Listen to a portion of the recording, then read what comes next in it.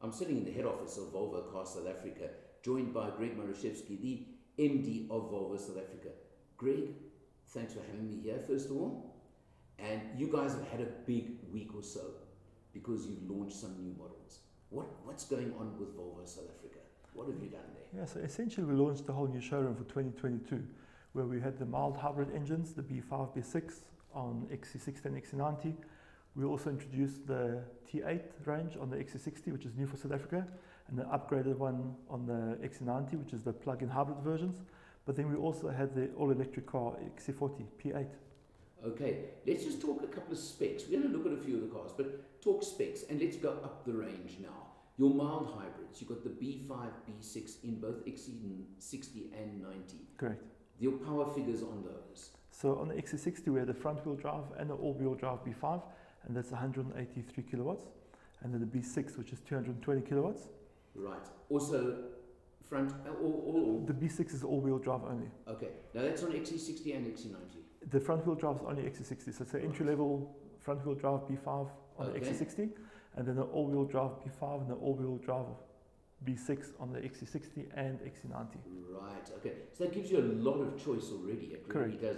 It's widened the range. It's obviously, as you said, brought in an entry model as well in XC60, just in case, because I've said before that I feel the XC60 is really that sweet spot in your range. It's the middle one, but it's great value as well. I think so. And, there's a reason why it was World Car of the Year a couple of years ago. So we expanded it, as you said. We brought in a lower priced car, which is a front wheel drive, which I think will suit a lot of new entrants. And we've kept the other offerings, we just upgraded the engines. Absolutely. And then now let's move up. Now you've gone the plug-in hybrid, which you only had XC90 before. You've put it into XC60 as well. So we've upgraded the motor on both cars and upgraded the battery, and we've introduced to South Africa the XC60 as well, and then upgraded the XC90. So that's 340 kilowatts in total, which gives you the 233 kilowatts on the petrol engine, plus the 107 kilowatts on the electric motor. It's a brilliant drive. With the upgraded motor and the battery, it allows you for a proper electric journey for most of the weekdays, going to school, going to the office, going shopping. It really allows you to drive all electric, plus it gives you the flexibility of driving longer distances on the petrol motor. Absolutely. Now, you mentioned the upgrades. You went from 300 to 340 kilowatts, for example, on the petrol side. Well, in total. But also the range. You mentioned now, you had a range of, let's be honest, about 30 kilometers on pure electric before. You're now talking about the 70 range. It depends how you drive, but between 60 and 70 kilometers, like I say, which is perfect for a day journey. Yeah, most people's commutes are within that range. Correct. So that's where you're going. It's 100 times more practical than it was before. Correct. But the other side of it is, especially in the 60, you've created pretty much a sports SUV there. Yeah, the performance on both is, I think it's very fast, but on the XC60, the acceleration 0 to 100 is 4.8 seconds, right, which is phenomenal for a car like that. And then even on the XC90, it's just over 5 seconds, 5.3 seconds, 0 to 100. So both those cars, you have the practical side, which is the driving in electric mode, but then you've got the flip side where acceleration is really phenomenal. Absolutely. I drove both of them the other day, and as you say, they are just electrifying. Maybe that's a good word for it. Oh, excuse the pun. But really, that's what the performance is on them. And of course, don't forget, because they're the top of the range in both, they're luxury, top spec, full house. You can't want for anything else. And never leave out, of course, Volvo safety. Correct. So the Volvo safety is across the range, but like you say, the luxury in those cars, it's just something you have to see. Right. And it's just a case of how much space do you want, really. That's really the difference between the two, isn't it? Yeah, and then the XC60 will be a 5-seater, the XC90 is a 7-seater. Correct, yeah. If you need those extra seats occasionally, there you go. That's where you make your choice. Okay, we're going to take a look at a couple of the cars and see what they're like. Thanks.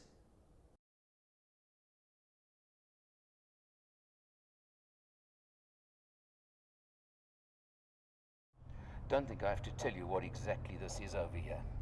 Greg, which model is this one? So this is the XC90 T8 that we spoke about a little bit earlier. Right. So plug-in on the side, and then on the other side is the fuel flame. Right, now this is of course the ultimate way to do things. You charge it at work. I think so. Charge it at work or charge it at home. You can plug straight into the 220 output. Right. So whichever way. And this is a fast charging point you got here, so it's even better, isn't it? For this car, it doesn't really matter. It's still the same charge, but it Right. makes a difference on the electric cars, the fully electric cars. Right, okay. Let's just pop open the door, let's have a look inside the car. Now this is, of course, the XC90, as we said. Optional, call them cream-coloured seats. Blonde. Blonde. Aha, okay. Scandinavian, of course, Yeah. right?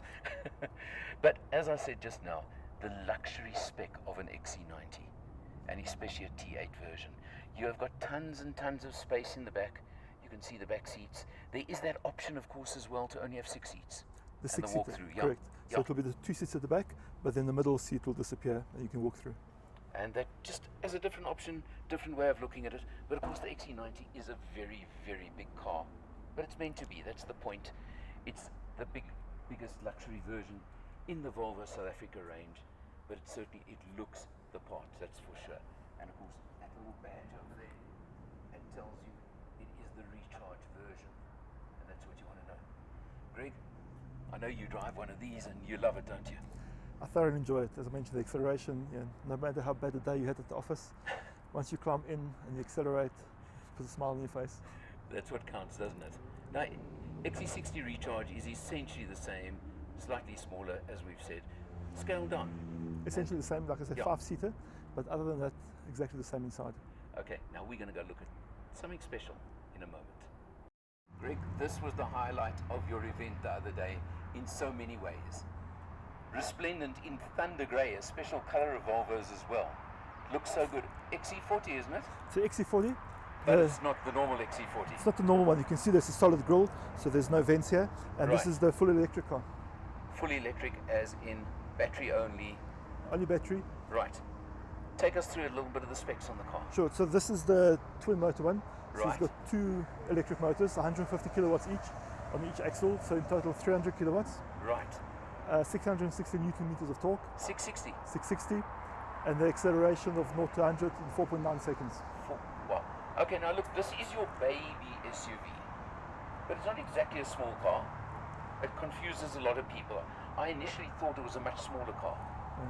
It's a fair size, and what's different about it, it's not a scaled down version of the XC60, it's its Right. own car. Yeah. It almost falls into what I've often called the boutique hatch segment, where it is smaller, but it's got all the features, it's got all the luxury, and you've spec'd it, of course, to the hilt, haven't you? It is so. So smaller doesn't mean less spec. Yeah. Okay, but now you said, let's get down to the nitty-gritty of electric. Full electric, range. So we say it's about 400 kilometers. The higher speeds would have a lower range. Right. Unlike the petrol-driven cars, where if you drive on a highway at higher speeds, it will have a better fuel consumption. Okay, so you're talking urban driving, you should ideally get, let's say, close to 350, 400 kilometers on a charge. I think we've done tests. So average driving in the city is 60 to 80 kilometers per Right. hour. I think we've got 375 kilos. Okay. So that's plus minus the Real range. world. Yeah. So range anxiety, hopefully a thing of the past. I think the whole range anxiety comes in from not being able to fill up Yeah. as you want to, which will change once the infrastructure is available. But And as once Eskom play the game. I don't think Eskom is such a big issue. If there's load shedding for 2 or 3 hours a day, Right. you can still charge it at home. Okay. Now, this car comes in at what price? This is 1.2 million rand Okay, that's the current price on it, current price. as it is now. Yeah. But you also, the first batch that you were allocated, you did something very different. So we have a care package offer, which is still going with the newer cars. Right. But essentially it includes a couple of things. So it includes your 5-year unlimited 5-year warranty and a 5-year maintenance plan for 100,000 kilometers. But it also includes 3 years worth of comprehensive insurance for free. Okay. It includes the home charger Yes. to be installed at your house. Okay, because a lot of manufacturers want extra for that. So we've included that. Right. It also includes the public charge cable. But then the last thing it does include, we spoke about range anxiety, is a car hire for 2 weeks for 3 years of a petrol-driven XC40. If you want to go on a longer distance for holiday, Right. you let us know. We'll give you a petrol-driven car to Okay. get to those So you destinations. take the anxiety out of long distance travel, which is where most people are worried about Correct. electric cars. Correct. Okay, but now also what I was thinking about was when you announced these middle of last year, the first shipment, you did something different with the marketing. And We you went- got an amazing response, didn't you? We went online only, Yeah, and the first batch of, I think it was 15 cars, sold out within 2 days or something like that. right. Since then, we've got a little bit more cars, but we've got a long waiting list.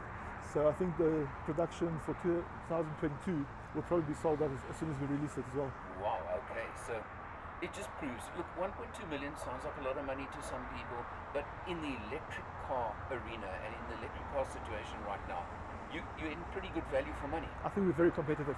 Yeah. So that makes a difference. And as you said, the warranties and that car hire is a great little extra that you Yeah. put in there. Yeah, we've got very good response based on that. Yeah. So I think just lets people get over that anxiety that they might have been in the first place. Okay, well that is great to hear. Now just going forward, Volvo have said by 2025, 50% of your cars will be electric. By 2030, you're going to be fully electric. Correct. That's worldwide. Worldwide. Okay, and this is the first of This for is South the first, Africa. and there'll be quite a few more coming over the next 3 or 4 years. Okay, so that you'll expand the range slowly but surely and spread it through. So we will expect to see fully electric versions of XC60, XC90, maybe more derivatives of this one, etc., etc. And I think it'll be very soon. We've launched this one last year. Right. Towards the end of this year, we'll announce another model, and every year we'll announce 1 or 2 new models. Wow. Okay, so we know which direction you guys are going in. And I think most of the others will follow. The difference is you've announced it Correct. so early. I'm sure, as you say, everyone is planning similar.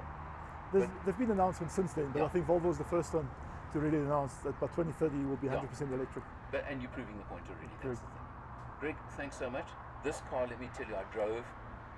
Wow. Unfortunately, it was far too short a drive. I'm hoping to get a full test very soon.